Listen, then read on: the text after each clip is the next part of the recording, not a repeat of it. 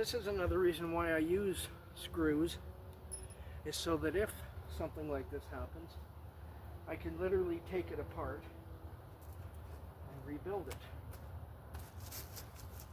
In the old days, you know, before really good cordless tools came out, we used nails. For any of you who remember being a kid, building a treehouse with a nail and a hammer and those carpenter saws that were one piece with the wooden handle at the end.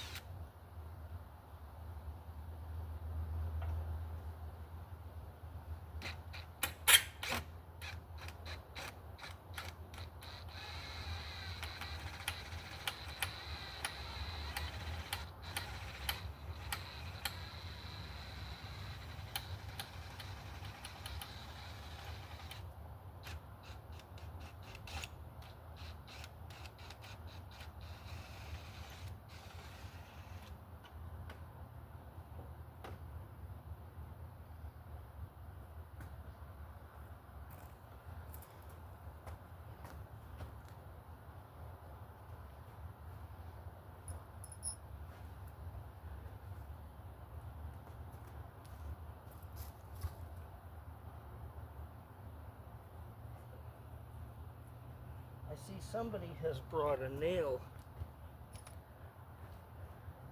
Brought nails out here. I can tell you I didn't put nails here, but somebody was trying to, I don't know, I don't remember bringing nails out here.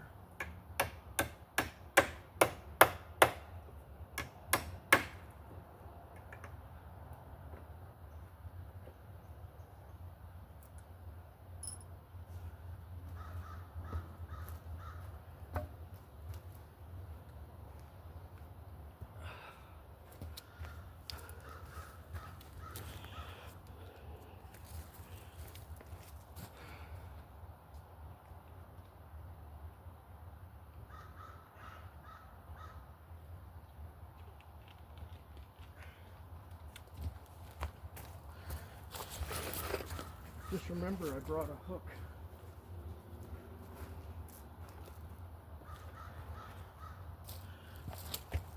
I had brought a hook out here and forgot about it.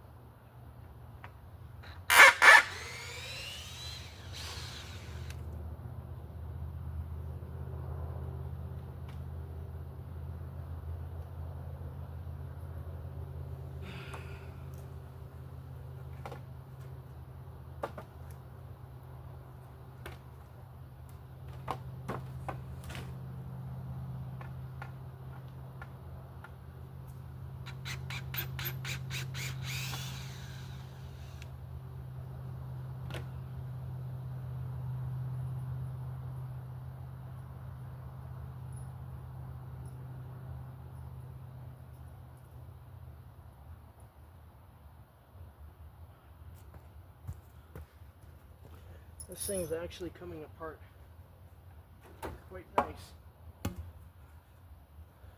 So if anything, these kids, whoever they were who did this, are giving me a reason to get out here and enjoy nature like I like to. Just amazes me. People go out of their way to wreck something that someone did that isn't bothering anyone, not harming anything except maybe somebody's ego. Okay, that's hooked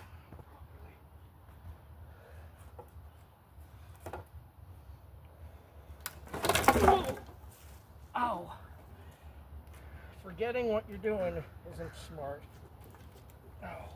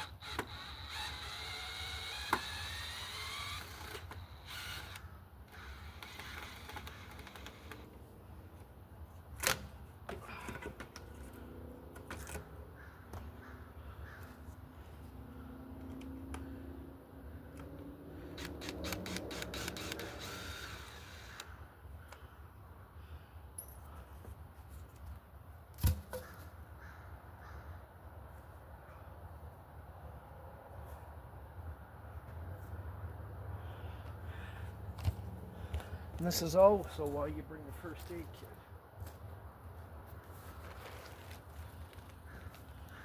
Against little injuries. I'm not thinking straight.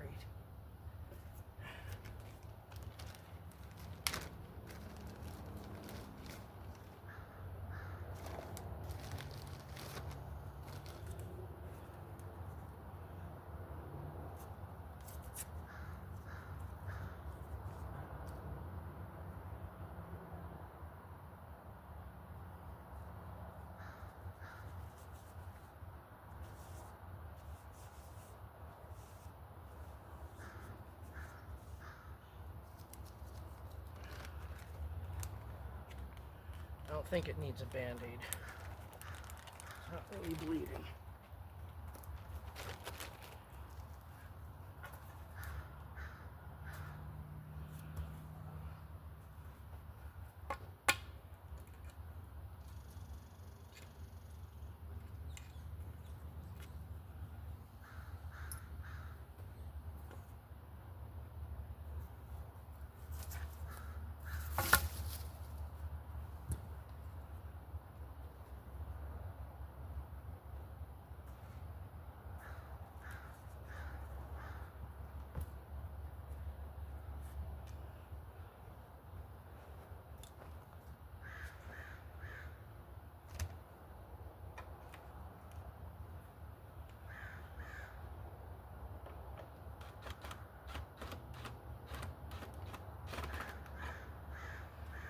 I think that screw is stripped.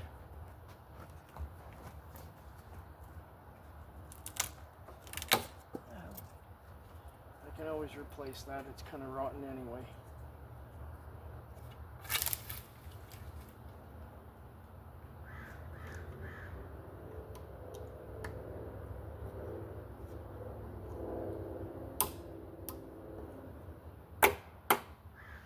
However, that won't strip.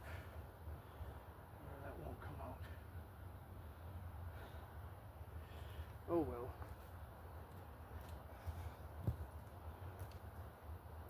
Just gotta be careful not to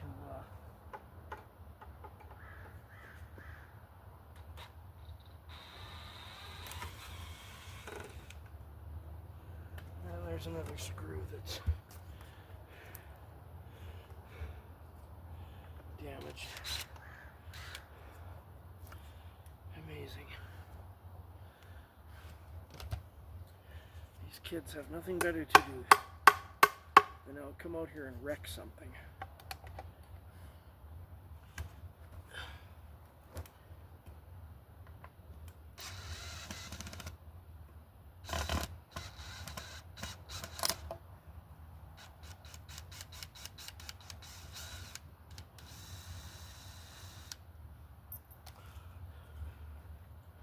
And see, I cut notches in the ends of these so that when they sit flat.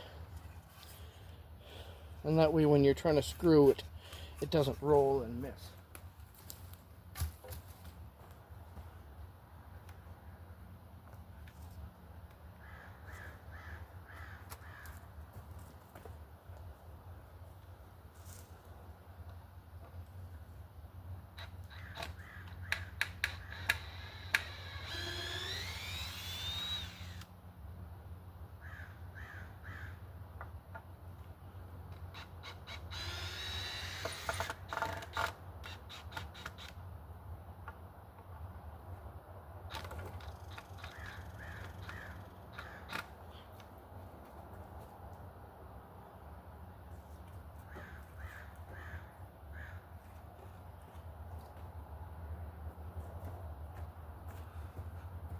Amazing how many broken screws I find.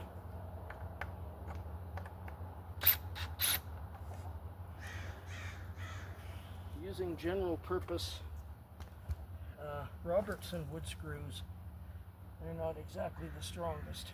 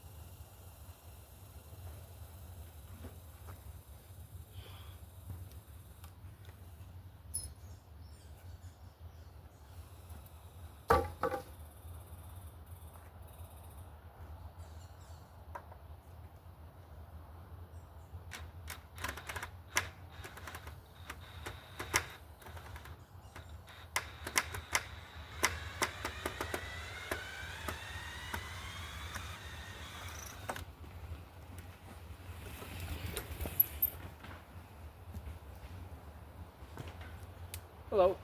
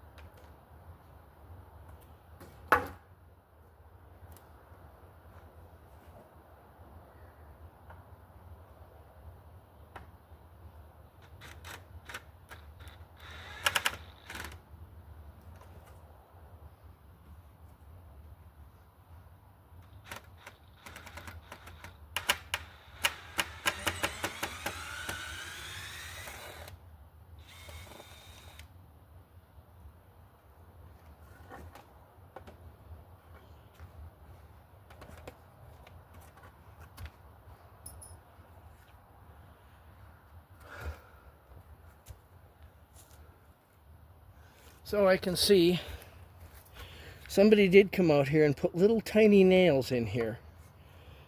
Why? Oh well. I'll just remove them and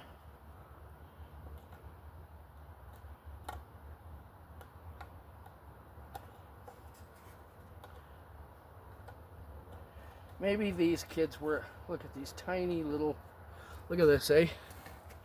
Tiny little things. Oh well.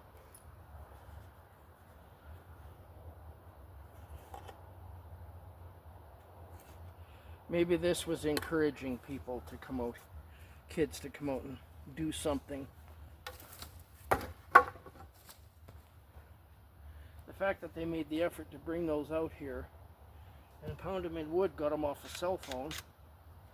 So if that was motivation enough, that's good.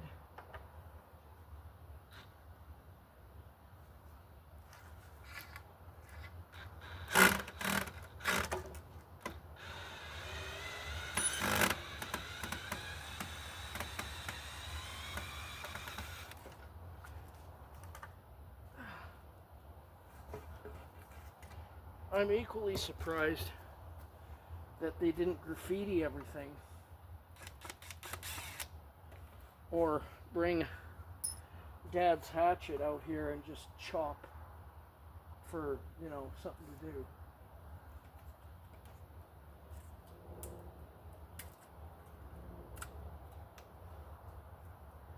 And the fact that there was something just over there that looked like they were trying to build some kind of a structure. Well, if this encouraged them to do that, I guess that's good.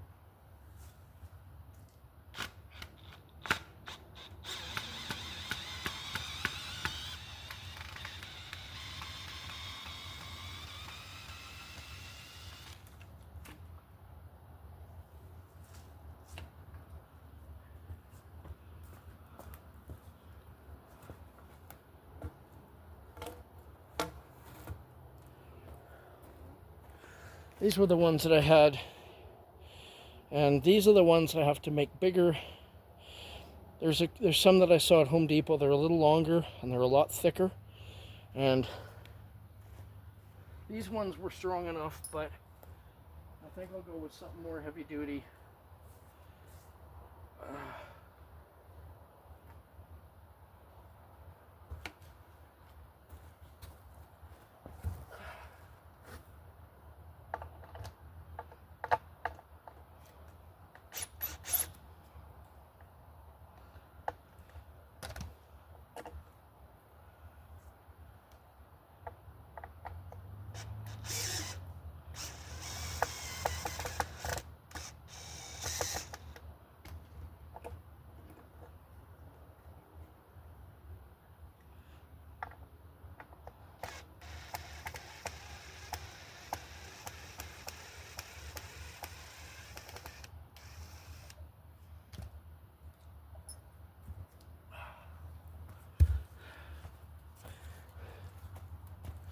See, this wood is thick enough, but the screws really weren't. So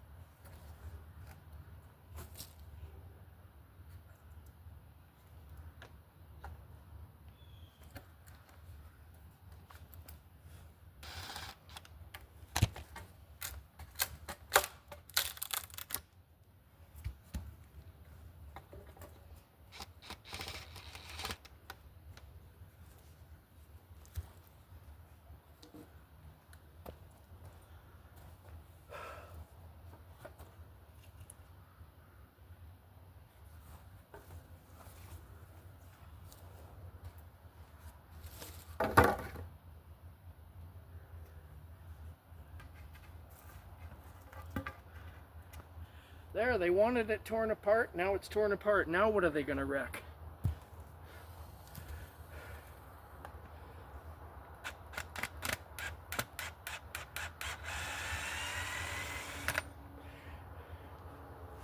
There's the other thing to do. You want to wreck this? Fine. I'll take it apart. Now you've got nothing. Now what are you going to do? Because these little punks sure as hell aren't going to come out here and build anything. I'll just build it way stronger. So they can't wreck it again. And it looks like from this forest I've got an arsenal of supplies. And there's lots of dead trees that are thick enough where I can do this again. And they're gonna hell of a time wrecking it. So for you out there who appreciate what I'm doing and don't like it when people come and wreck stuff, well, this is a example of what it's like to have your work destroyed by people who have no life themselves and have nothing better to do than wreck other people's creations. You know, it could be a nice painted wall on a business and they come and write, you know, whatever they do in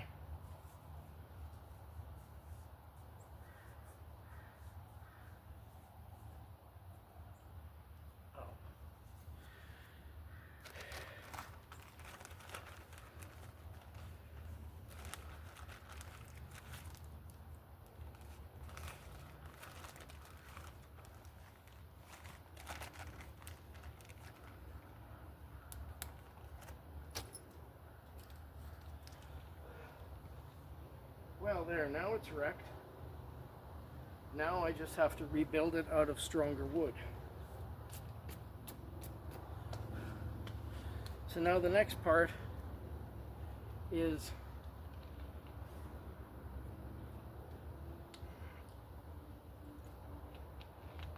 finding the dead trees and stripping the bark off of them.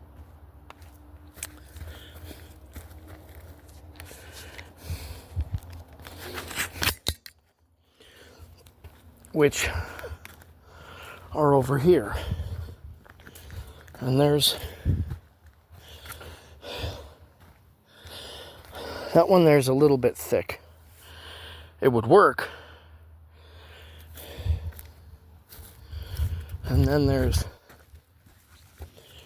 this one here. That's more what I want to use, and there's not a lot of extended branches on it. And then of course that one right there, that one's a real good one. Yeah, there's lots of wood here to use to build new ones, new supporting beams, if that's what you want to call it.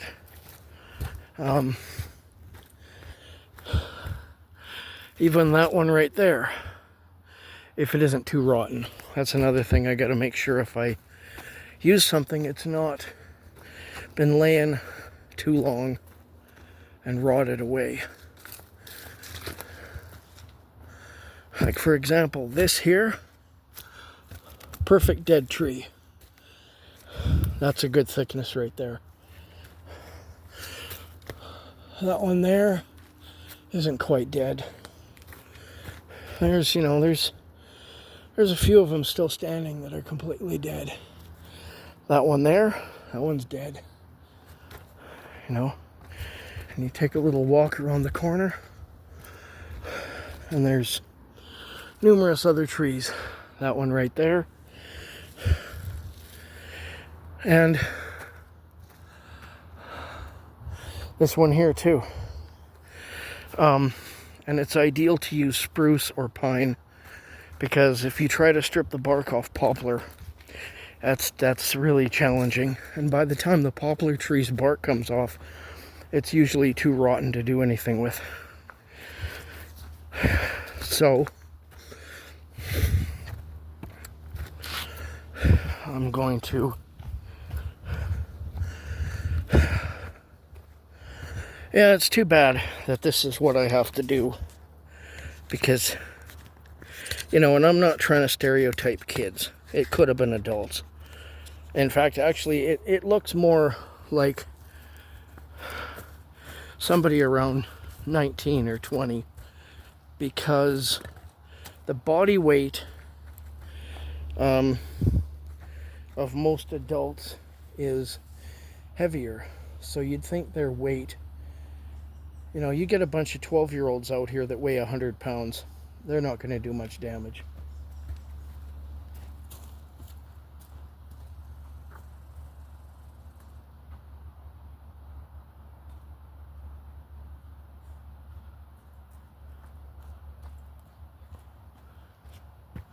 So,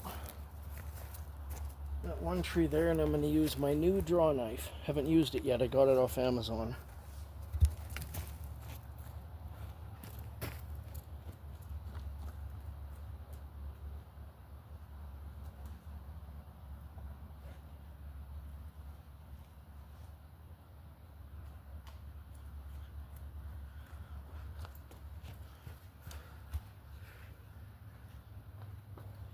And when you're doing stuff like this, always wear gloves.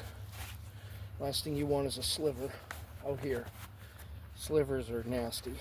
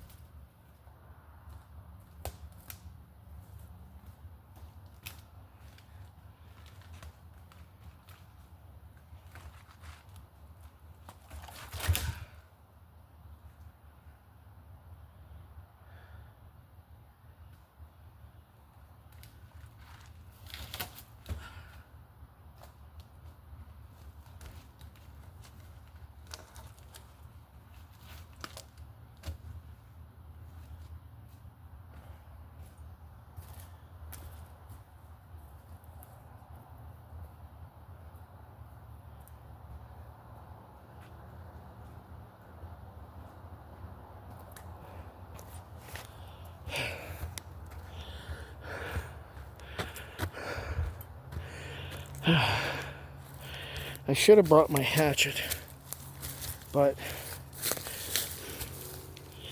I guess I was just expecting to do that part today.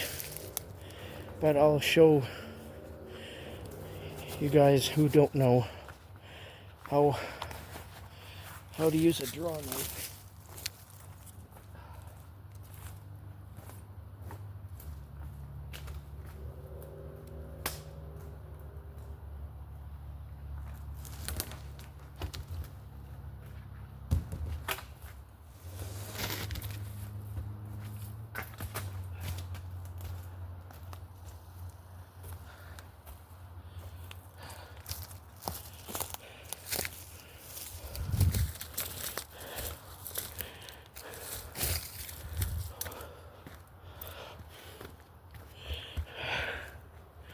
Try and find some place that's stable. Guess I can just... Alright.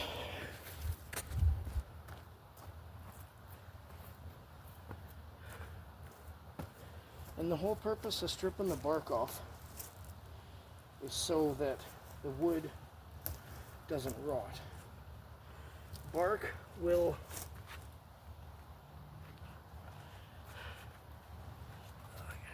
back.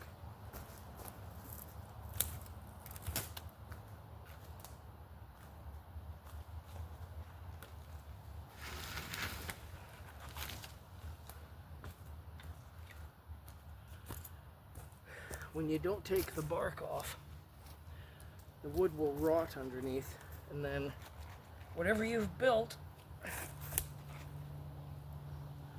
ends up rotting. So this is basically how you do it. You strip all the bark off. And usually dead trees, the bark comes off pretty easy. And this is pretty sharp.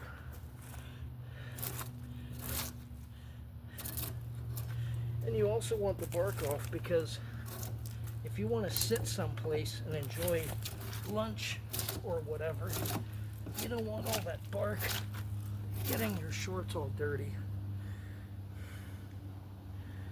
Oh, this is quite a workout.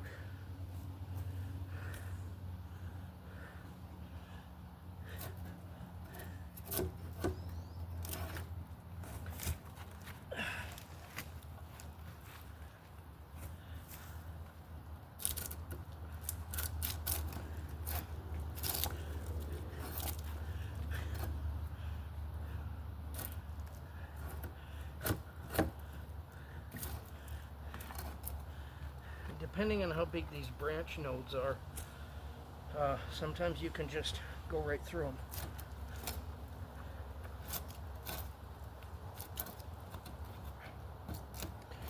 And it's also curved for the curve of the tree, so it makes it easier to cover more surface area when you're stripping the bark.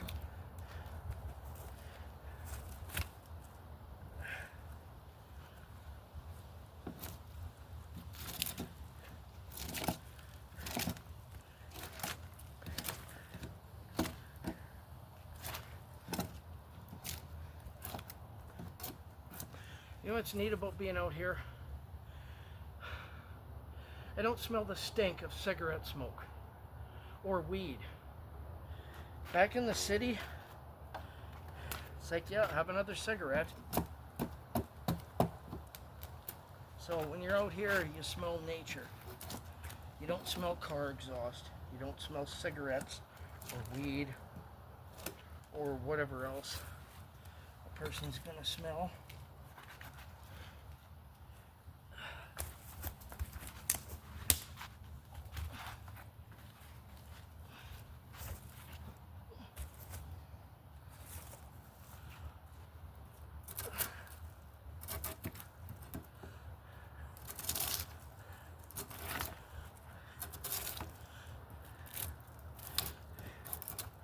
So if there's kids out there that want to get out in the bush and build stuff, this is a really good way to do it. So Max and Brody, I hope you're paying attention, and I hope you're learning something. A little bit about these kids. They're from somewhere in Missouri. Brody's 11, Max is 7, and they seem to really like me. They like the fact that I don't like swearing on the video games. I am respectful and polite to them. I'm nice to them online. And they've watched my YouTube channel and they like what I do. And they've complimented me quite a bit on just me being me. So that's neat. And I'm going to be hopefully here sooner than later, working with kids, mentoring them at a local school. I've been cleared through child services, my police record, and my references, who basically ask, would you leave your kids alone with Mike? And of course they all say yes. And as I'm not a smoker, not a drinker, not into drugs, I'm a good, positive influence. And at least there's no substances to make me rage or have anger issues. The only time I really get mad is when I get to deal with idiots. Like the woman in our basement who's in the process of being evicted because she attracts drug users, drug dealers, and homeless people into the house, doing their laundry, letting them live there, and then giving me attitude that I'm supposed to mind my own business. Well, I live there, it is my business. And it's not an apartment, it's a house, so it's a lot smaller of an environment where it's pretty obvious when people are coming, ringing my doorbell at 3 in the morning, people bringing their bikes in.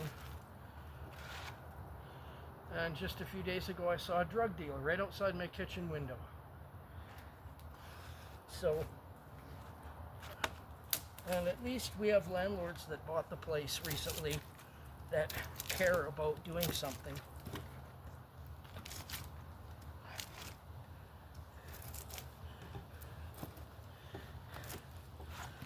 The last landlords that owned the place claimed to be Christian, and they had no clue how to rent to people, and they caused the situation because they rented to the wrong people, thinking they knew what they were doing. They didn't bother to check for proper references, and so This has been a very frustrating situation, dealing with this type of thing.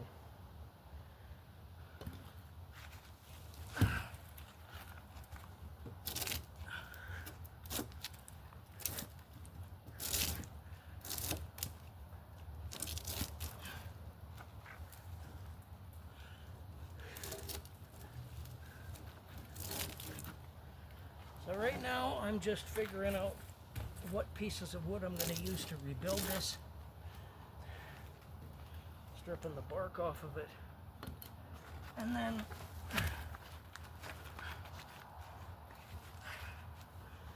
go from there.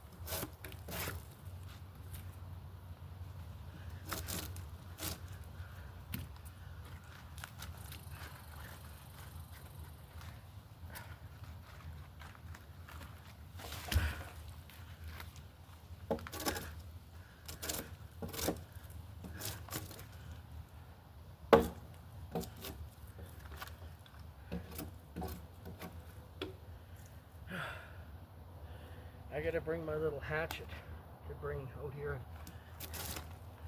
cut off these nodes.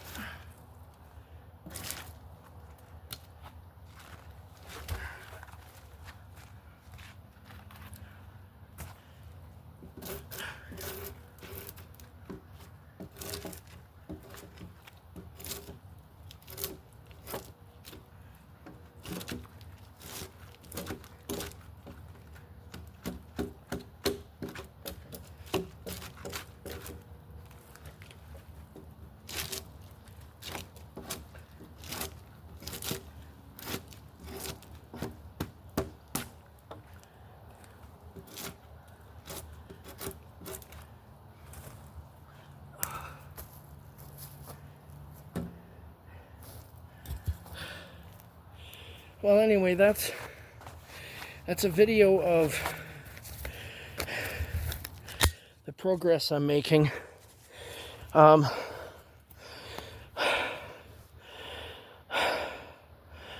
possibly going to use the whole thing, strip the bark off the whole thing and use it for both sides. And maybe use a couple of the smaller ones up there for the top part. And that way, if they want to come back here and wreck it, they're going to have quite a workout. So anyway, I will talk to you guys later, and Max and Brody and anyone else who's watching, I hope you've learned something through this and it inspires you to get out there and in the right area, build something.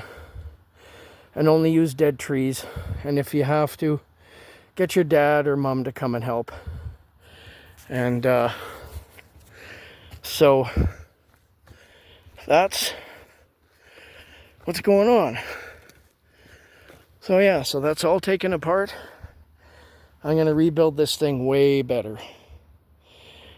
So anyway, talk to you later.